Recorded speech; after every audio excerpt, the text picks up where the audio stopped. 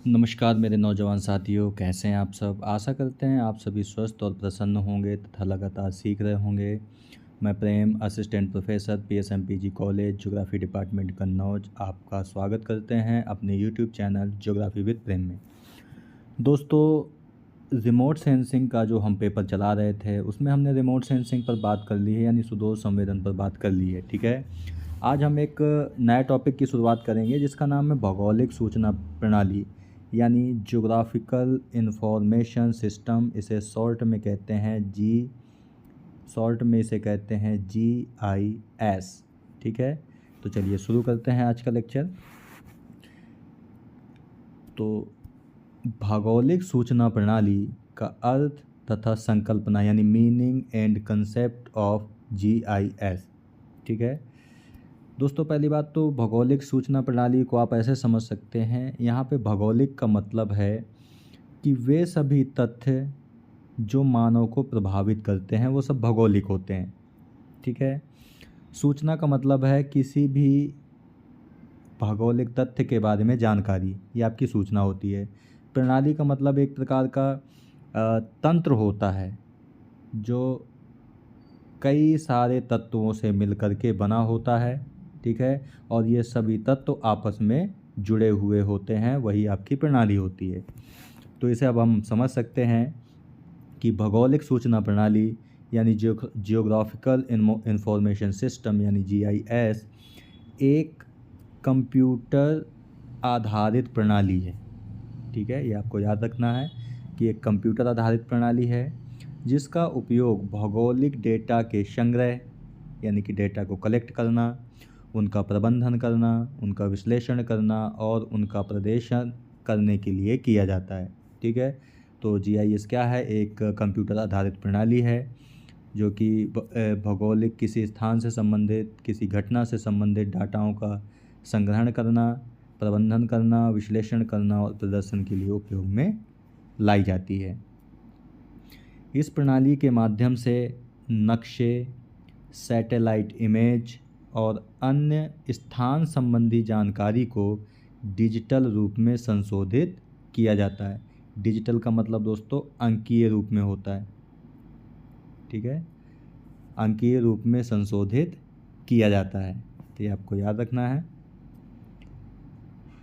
GIS का उपयोग विभिन्न क्षेत्रों में किया जाता है, जैसे शहरी योजना बनाना, आपदा प्रबंधन करना, पर्यावरण अध्ययन, कृषि, जल संसाधन प्रबंधन और परिवहन आदि क्षेत्रों में इसका उपयोग किया जाता है, ठीक है? GIS का। यहाँ पे दोस्तों इस चित्र के माध्यम से आपको दिखाया गया है कि हमने अभी कहा कि जो आपका जो GIS है वो कंप्यूटर आधारित प्रणाली है, ठीक है? तो इसमें आप देख रहे हैं कि कंप्यूटर में कौन कौन सी चीज़ें हैं, जैसे हार्डवेयर शामिल है इसका, हार्डवेयर, इसके साथ साथ सॉफ्टवेयर भी होता है, ठीक है? और लोग भी इसमें शामिल होते हैं तथा विभिन्न क्षेत्रों से संबंधित डाटा भी होता है और वे तकनीकें भी होती हैं जो जानकारी को प्राप्त करती हैं, यानी डाटा को संग्रहण करती हैं, उनका विश्लेषण करती हैं, संश्लेषण करती हैं और निष्कर्ष निकालती हैं। तो इन सब के मिले जुले सम्मिलित रूप को ही हम क्या कहते हैं? GIS के नाम से जानते हैं, ठीक है? आगे है दोस्तों कि भौगोलिक सूचना प्रणाली यानी GIS भौगोलिक अथवा धरातलीय आंकड़ों की प्रविष्टि का मतलब होता है इनपुट, ठीक है? तो भौगोलिक अथवा धरातलीय आंकड़ों का इनपुट, उनका संग्रह करना, उनका परिचालन करना, विश्लेषण करना तथा प्रदर्शित करने वाली एक प्रणाली है, ठीक है? ये GIS की एक तरीके से आप परिभाषा है, समझ सकते हैं, ठीक है? यहाँ पे इंग्लिश पे भी दिया गया है, उसे भी आप समझ सकते हैं। ए जियोग्राफिकल इंफॉर्मेशन सिस्टम यानी GIS can be defined as a system for entering, storing, manipulation, analysing and displaying geographical और स्पेशियल डाटा, ठीक है? तो ये आप याद रखने हैं।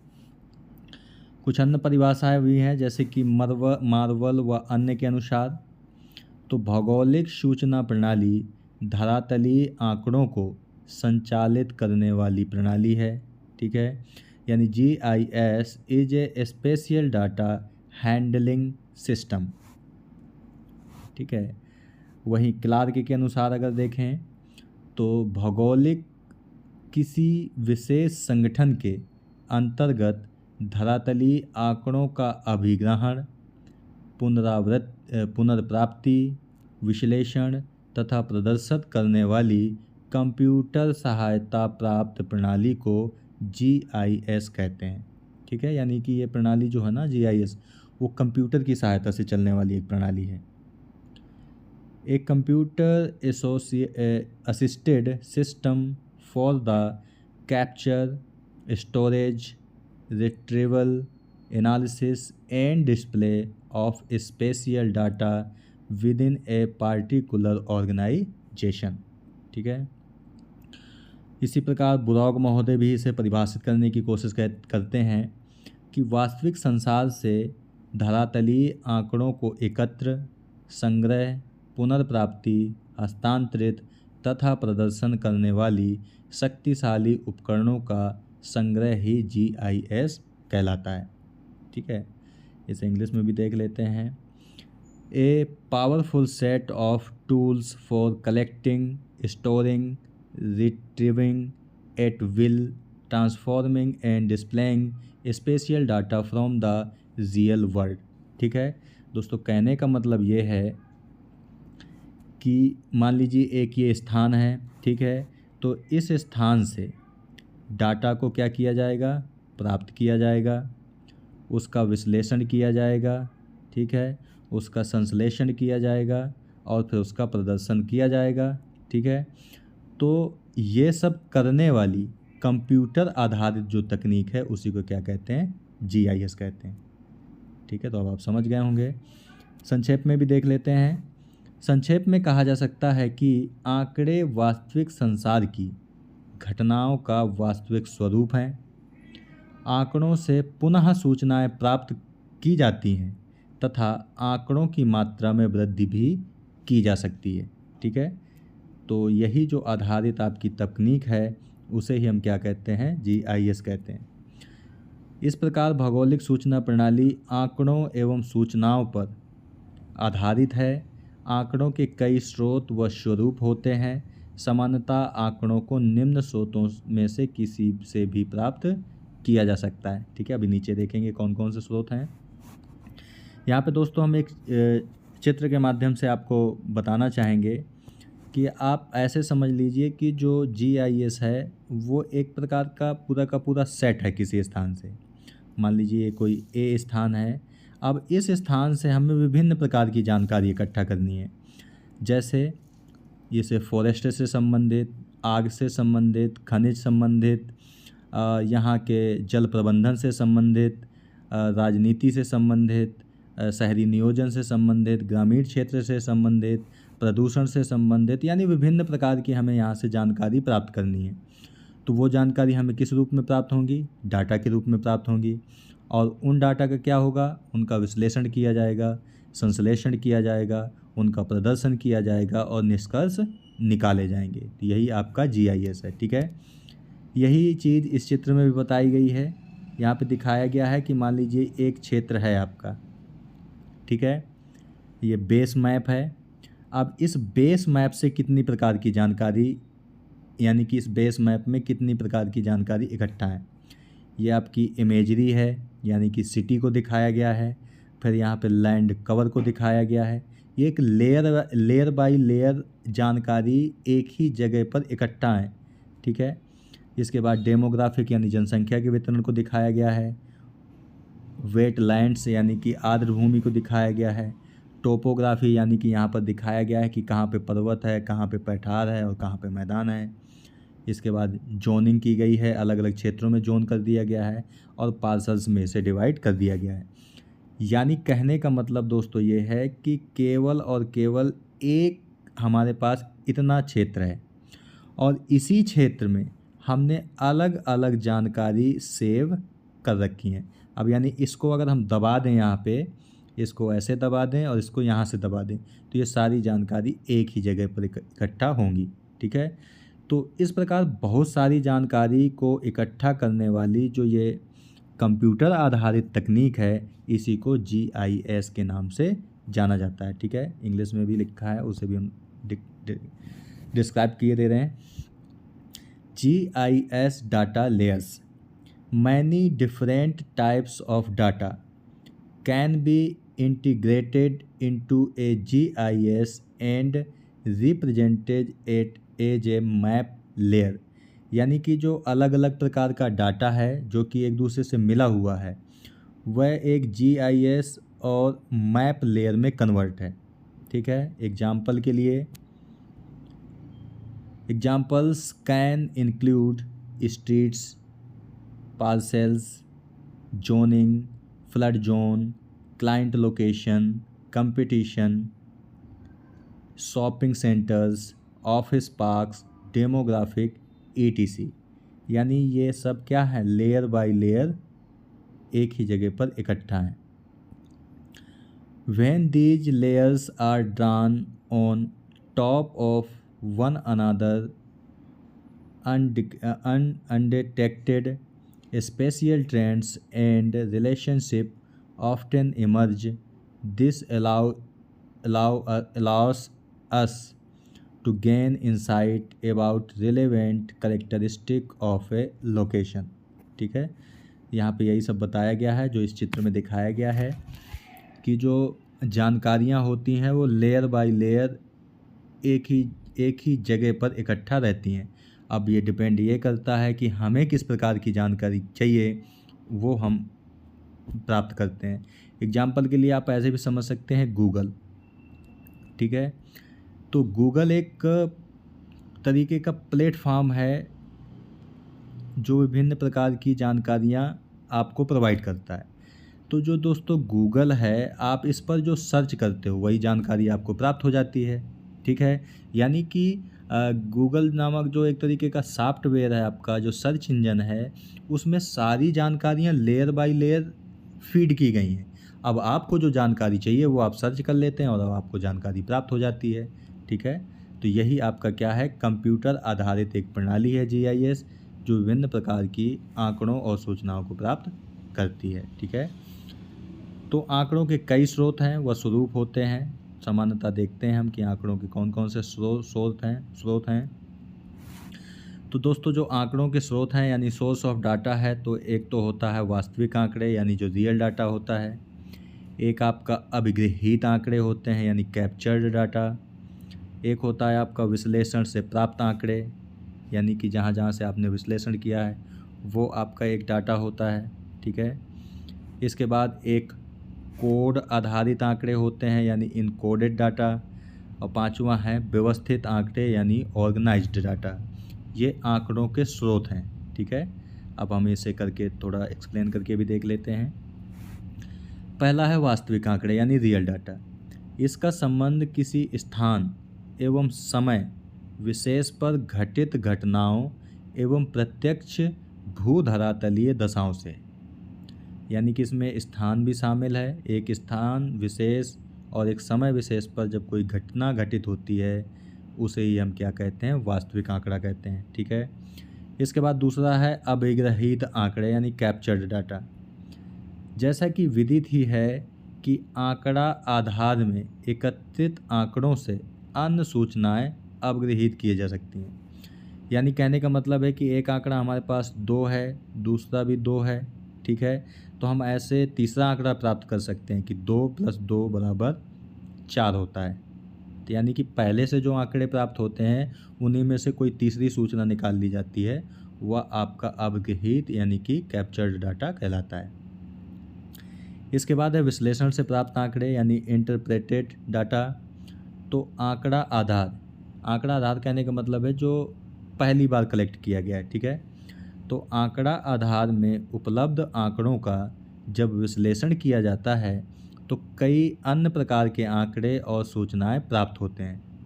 यानी पहली बार जो आंकड़ा कलेक्ट किया गया है उनका विश्लेषण किया जाएगा, संश्लेषण किया जाएगा। इससे कई प्रकार के और आंकड़े और सूचनाएं प्राप्त होंगी। इस प्रकार के आंकड़ा स्रोत को विश्लेषित आंकड़े कहते हैं। ठीक है। इसके बाद है कोड आधारित डाटे यानी कि इनकोडेड डाटा। आंकड़ा आधार में कुछ आधरातलीय आंकड़े इस प्रकार होते हैं कि उन्हें किसी कोड के द्वारा संग्रहित किया जाता है। इस प्रकार के आंकड़ा स्रोतों में वर्षा मापी यंत्र से मापे गए आंकड़े, तापमान, कुआं एवं नलकूप की गहराई आदि सम्मिलित की जाती है। कहने का मतलब है कि आपके जो आंकड़े हैं वर्षा मापी यंत्र के माध्यम से जो वर्षा की मात्रा मापी जाती है वो सेंटीमीटर में मापी जाती है, तो हम सेंटीमीटर लिख सकते हैं। तापमान को डिग्री सेल्सियस में मापते हैं, आपको पता है। गहराई को आप लंबाई के रूप में यानी लेंथ के रूप में भी मापते हो, ये भी आपको याद है। ठीक है। तो ये सब क्या होते हैं, इनकोडेड डाटा होता है। इसके बाद है व्यवस्थित आंकड़े यानी ऑर्गेनाइज्ड डाटा। कुछ आंकड़ों को किसी ढांचे में व्यवस्थित करके रखा जाता है, जैसे कि तालिका आपने देखी होगी कि ऐसे तालिका बनी होती है। मान लीजिए यहाँ पर हमने एसआर यानी क्रम संख्या रख दिया, यहाँ पे वर्षा को रख दिया, यहाँ पे तापमान को रख दिया। ठीक है। यहाँ पे बादलों को रख दिया और इसके नीचे हम डाटा रख देते हैं। ठीक है। तो यही आपका तालिका के रूप में जो डाटा होता है वही इसी को हम कहते हैं व्यवस्थित आंकड़े। ठीक है। अब दोस्तों ये जितने भी आंकड़े हैं आपके, ये आंकड़ों के तो स्रोत थे, और इन आंकड़ों के स्रोतों से डाटा किस तरीके से प्राप्त किया जा सकता है, यहाँ पे समझ रहे हैं आप। ऊपर जो अभी आपको 5 बताए गए हैं आपका, जैसे वास्तविक आंकड़े, अभिग्रहित आंकड़े, विश्लेषण से प्राप्त आंकड़े, कोड आधारित आंकड़े और व्यवस्थित आंकड़े, ये तो आंकड़ों के स्रोत हैं। लेकिन अब आंकड़ों को प्राप्त कैसे किया जाएगा, इसका तरीका क्या है, वो यहाँ पे बताया गया है कि डाटा प्राप्त करने के तरीके कौन हैं। जैसे कि उपग्रह चित्र यानी सैटेलाइट इमेजरी। अभी हम ऊपर हमने रिमोट सेंसिंग के बारे में पढ़ा है पहले चैप्टरों में, तो आप समझ गए हैं कि उपग्रहों के माध्यम से किस प्रकार डाटा कलेक्ट किया जाता है। उपग्रह के माध्यम से कैमरे के द्वारा, स्कैनर के द्वारा और सेंसर के द्वारा डाटा कलेक्ट किया जाता है, ये हमने रिमोट सेंसिंग में बताया है। इसके अलावा जीपीएस का फुल फॉर्म होता है ग्लोबल पोजिशनिंग सिस्टम। इसके माध्यम से रिमोट सेंसिंग के माध्यम से सर्वेक्षण डाटा यानी कि डायरेक्ट जा कर के हम डाटा कलेक्ट करते हैं, वो भी एक तरीका है। जनगणना डेटा यानी सेंसस डाटा, भौगोलिक नक्शे यानी टोपोग्राफिक मैप्स, यानी अलग अलग प्रकार के जो मैप्स हैं उनके आधार पर डाटा कलेक्ट किया जाता है। ड्रोन डेटा यानी आपने ड्रोनों को देखा है कि ऊपर एक छोटा सा ऐसे उड़ता रहता है, उसमें एक कैमरा लगा होता है, वो डाटा कलेक्ट करता रहता है। इसके बाद है एरियल फ़ोटो यानी अलग अलग क्षेत्र की जो फ़ोटो हैं उनके आधार पे भी डाटा कलेक्ट किया जाता है। और सार्वजनिक और सरकारी डेटाबेस यानी पब्लिक एंड गवर्नमेंटेड डेटाबेस, यानी कि सरकार अपने पास जो डाटा सेव करके रखती है उसके आधार पे भी विभिन्न प्रकार का डाटा प्राप्त किया जा सकता है। ठीक है दोस्तों। तो दोस्तों आज ये हमने देखा है कि ये सभी डाटा किस प्रकार से प्राप्त आपके किए जा सकते हैं। अब बात करते हैं हम सुदूर संवेदन और भौगोलिक सूचना प्रणाली यानी रिमोट सेंसिंग और ज्योग्राफिकल इंफॉर्मेशन सिस्टम में जो प्रमुख अंतर है वो क्या है, क्योंकि ज़्यादातर कन्फ्यूजन रहता है कि रिमोट सेंसिंग भी डाटा कलेक्ट करने वाली तकनीक है और ये भी है, तो अंतर समझना ज़रूरी है। सुदूर संवेदन की बात करें तो यह वह तकनीक है जिसमें किसी वस्तु या क्षेत्र की जानकारी बिना प्रत्यक्ष संपर्क के एकत्र की जाती है, यानी हम उसे छूना नहीं है, उसके बारे में सारी जानकारी इकट्ठा करनी। आमतौर पर उपग्रह या हवाई कैमरे द्वारा इसमें प्रकाश और विकिरण का उपयोग करके वस्तुओं की छवि प्राप्त की जाती है और जानकारी एकत्रित की जाती है। वहीं अगर भौगोलिक सूचना प्रणाली की बात करें यानी जीआईएस की, तो यह एक कंप्यूटर आधारित प्रणाली है जिसका उपयोग भौगोलिक डेटा के संग्रहण, प्रबंधन, विश्लेषण और प्रस्तुतिकरण के लिए किया जाता है। जीआईएस विभिन्न प्रकार के स्थानिक डेटा का विश्लेषण करके मानचित्र व अन्य दृश्य डेटा उत्पन्न करता है। ठीक है, तो एक प्रणाली ऐसी है जो बिना किसी चीज़ को छुए उसके बारे में सारी जानकारी एकत्रित करनी है, और एक कंप्यूटर आधारित प्रणाली है। ठीक है, उद्देश्य की बात करें तो सुदूर संवेदन का जो उद्देश्य है वह भौगोलिक और पर्यावरणीय घटनाओं की छवियों या डेटा का संग्रहण करना है। ठीक है, वहीं अगर जीआईएस की बात करें तो इसका उद्देश्य एकत्रित डेटा को, यानी देखो रिमोट सेंसिंग ने डाटा इकट्ठा किया है, अब जीआईएस क्या करेगा कि जो पहले से एकत्रित डाटा को प्रबंधित करेगा, उसका विश्लेषण करेगा और उसे स्थानिक रूप से प्रस्तुत करेगा। ठीक है, अगर डेटा स्रोत की बात करें यानी आंकड़ा के स्रोत क्या हैं, तो सुदूर संवेदन डेटा जो है वो उपग्रहों, ड्रोन और हवाई वाहनों से प्राप्त होता है, जबकि जीआईएस विभिन्न स्रोतों से डेटा एकत्रित करता है जिसमें सुदूर संवेदन, क्षेत्रीय सर्वेक्षण, मानचित्र, जनगणना डेटा आदि शामिल हो सकते हैं। ये इसके स्रोत हैं। प्रयोग की बात करें तो सुदूर संवेदन का उपयोग वायुमंडलीय स्थिति, वनस्पति कवर, जल निकायों और भूमि उपयोग की निगरानी के लिए किया जाता है। तो वहीं जीआईएस का उपयोग स्थानिक पैटर्न, रुझान और समस्याओं के विश्लेषण के लिए किया जाता है, जैसे शहरी नियोजन, आपदा प्रबंधन और संसाधन वितरण। वहीं कार्यप्रणाली की बात करें तो सुदूर संवेदन में प्राथमिक रूप से डेटा एकत्रण और छवि प्रसंस्करण शामिल होता है, यानी ये प्राथमिक रूप से डाटा कलेक्ट करता है पहली बार, जबकि जो जीआईएस है वह डेटा का विश्लेषण, भंडारण और स्थानिक जानकारी के आधार पर निर्णय लेना शामिल है। ठीक है, यानी रिमोट सेंसिंग में जो डाटा कलेक्ट होता है वो पहली बार यानी प्राथमिक डाटा कलेक्ट होता है, और जो जीआईएस है ये पहले से प्राथमिक डाटा को उपयोग करके द्वितीयक डाटा को तैयार करता है। ठीक है, तो ये आपका जीआईएस है। तो दोस्तों आज की वीडियो में यहीं तक। आज हमने आपसे बात की कि जीआईएस क्या है, इसके अलावा हमने देखा कुछ जीआईएस की परिभाषाएं भी देखी। ठीक है, फिर आंकड़ों के स्रोत कौन कौन से हैं उसे हमने देखा। इसके बाद इन आंकड़ों के स्रोतों से आंकड़े प्राप्त करने के तरीके क्या हैं, तो ये भी हमने देखा। और इसके बाद सुदूर संवेदन और भौगोलिक सूचना प्रणाली में प्रमुख अंतर क्या है, इसको हमने देखा है। ठीक है दोस्तों, इस वीडियो का जब पीडीएफ होगा वो वीडियो के डिस्क्रिप्शन बॉक्स में और पहले कमेंट में उसका लिंक मिल जाएगा, जहां से डाउनलोड करके आराम से आप पढ़ सकते हैं। तो मिलते हैं आपसे नेक्स्ट वीडियो में एक नए टॉपिक के साथ। तब तक के लिए नमस्कार। आप प्रसन्न रहिए, खुश रहिए, मुस्कुराते रहिए और लगातार सीखते रहिए, कभी अपने लिए तो कभी अपनों के लिए। धन्यवाद। जय हिंद दोस्तों।